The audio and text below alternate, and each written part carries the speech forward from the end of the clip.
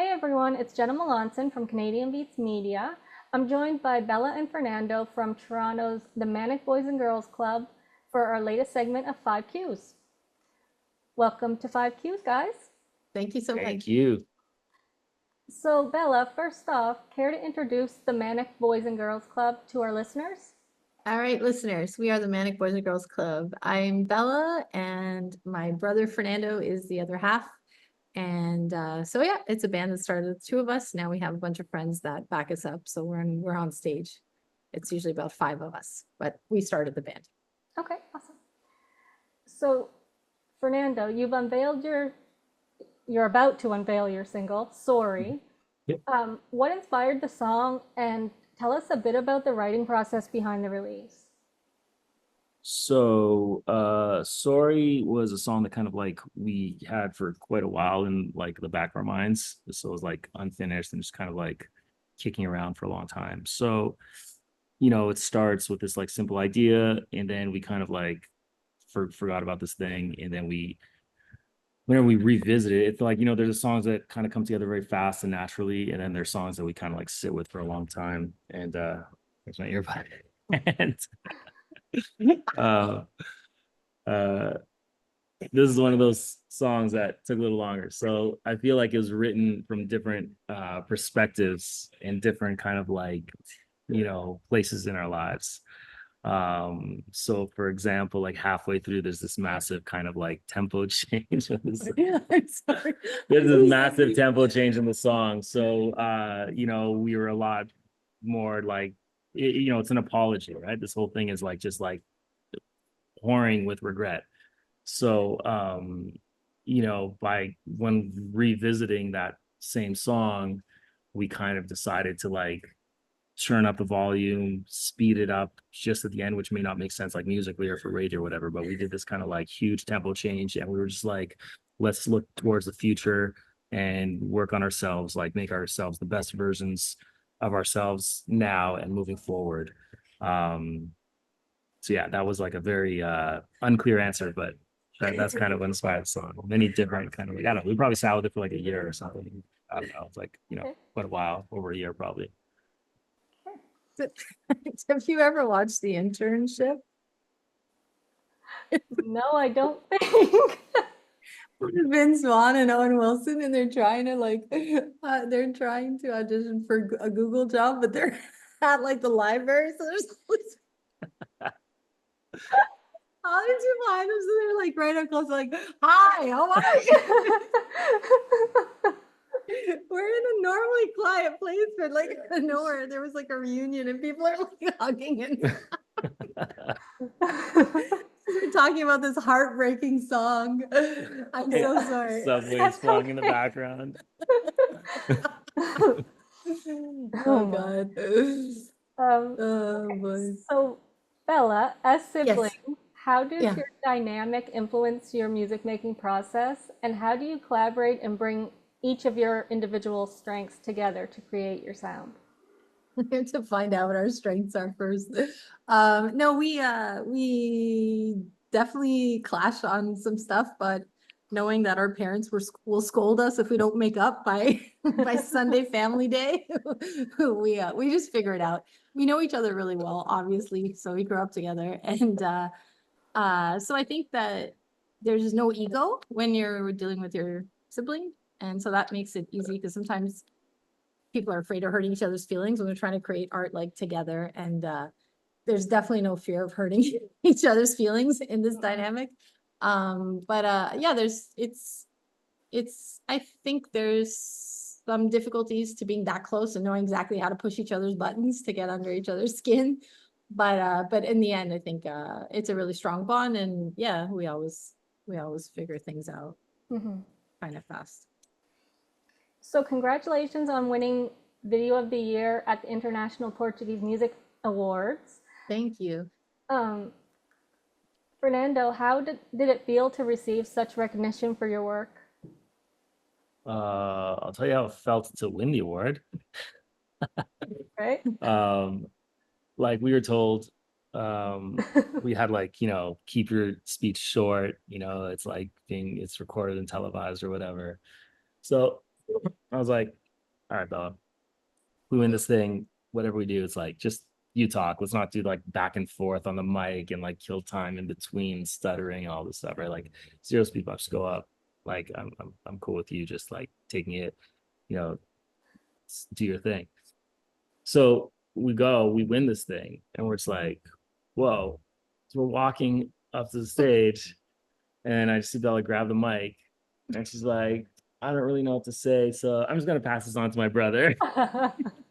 And I'm just like, you've got to be kidding me. It's like the one thing we had planned. So that was that train wreck of like a like speech that was like I was expecting just like sit in the back, Oh. I didn't wave and plan walk off anything. stage. But sorry, going back to your kind of like more serious question. Yeah, it felt great. It feels more kind of special because this particular award ceremony is like Portuguese communities from all over the world. So they're like at this event, they're like Portuguese people from Africa, from Brazil, from obviously from Portugal, from Europe. Yeah, like all over South America, other European countries, Portuguese, French artists. So it's just like a really wide spectrum of talent and different I guess influences of music in the world. And then to be nominated was like crazy. And then to be nominated and win for a video that was like our idea and like one cast member that is not an actor, he's a close friend of ours, but we just knew he was like the perfect guy for this idea we had, and two friends behind the camera. So it's like total of three people shooting out without permits, without being on a set, without lighting, without makeup, without hair, without anything. Just like three of us, three people and the two of us going out and spending a weekend to try to capture this idea we had, which is basically, this song will be fine. It's just about, a little more, hopeful for the future, for our futures, kind of lyric. And this video idea was just someone just like kind of separating himself from humanity and society, like totally. So that's what we wanted to get on tape or on, it's not really on film anymore now, it's like on chip, on SD card. And for that to win without really being even a real film crew or Yeah. anyone like that has any business, doing that involved, was pretty great. Yeah, definitely. Wow. Okay. So you'll be performing at the Rivoli in Toronto as part of North by Northeast. Yep. What can fans expect from your live performance at that show, Bella? We I'm gonna pass this on to my brother. over to Fernando. We love every aspect of being this big, but I think playing live is definitely like the funnest part, at least for me. So when we get on stage, we're super energetic. And I don't know if you know, we were raised like very strict. I was definitely raised very strict, being the only girl in the family.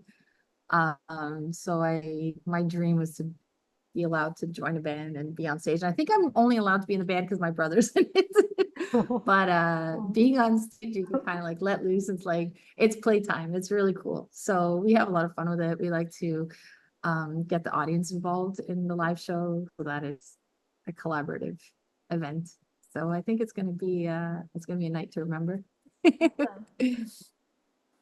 And last but not least, what are your future plans and goals for the next, let's say, year? Fernando. So we after this Rivoli show, we go and we actually play in Portugal for the month of July. So we're doing like a string of like record shop shows there. So they're like in-store performances. So that'll kind of like take us into like mid to late summer. Then we come back, we do a couple of more like, small shows here in the Northeast, like US and Toronto again. And I guess we hope to I don't know, as boring as it sounds, I guess, to record new music and do it all over again and just like go Yeah. back and just not stop. So like Bella said, just like playing for people in front of you is like that. It's just awesome, right? It's like that instant connection with the people that are there to watch you play. So just having a reason to keep playing and traveling and meeting new people every day is I think what our hope is for the next year and years to come. Yeah, we also have a friend of ours that is kind of documenting on film our journey as an indie band. So I think we're going to be having some. We haven't decided if we're going to release it as kind of one documentary or as different episodes, maybe just on YouTube or whatever, like a series of just different events going on for. So they're documenting pretty much the last at least 6 months, and that'll probably keep going for the next year at least. So so that's something we get to share online as well, and kind of let everybody in on the behind the scenes. And yeah, so it should That's be fun. interesting to release that and keep doing our Wednesday night lives as well. We do a live stream every Wednesday just from our rehearsal room usually. So we're going to try to keep doing that. Even as we're touring, we'll be doing Wednesday night lives from different parts of the planet. So Awesome. yeah, Okay, so that's it for 5Qs. Thanks for joining me and congrats on thank the you. single. Thank Thanks you a lot. so much. Thanks for chatting.